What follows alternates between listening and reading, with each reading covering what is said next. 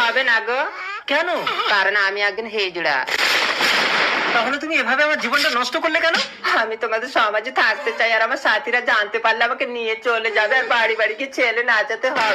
বাড়িতে কে আছে বেরিয়ে আয়, আমরা খবর পেয়েছি আমাদের সাথী আশাকে বাড়ির মধ্যে বিয়ে করে এনেছে, ভালো ভালো আমাদের হাতে তুলে দেবো। হ্যাঁ, তোমার পায়ে পড়ে তুমি আমাকে ওদের হাতে তুলে দিও না গো।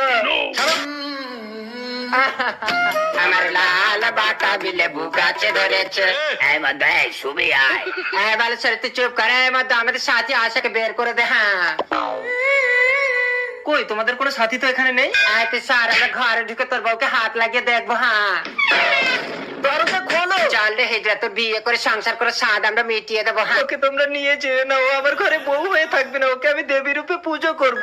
তুই আমাদের দেবীর আসনে জায়গা দিলি, এই না আমাদের আশাকে তোর হাতে তুলে দিলাম, আর এখানে একটা অনাথ আশ্রম খোল, সেই আশ্রমে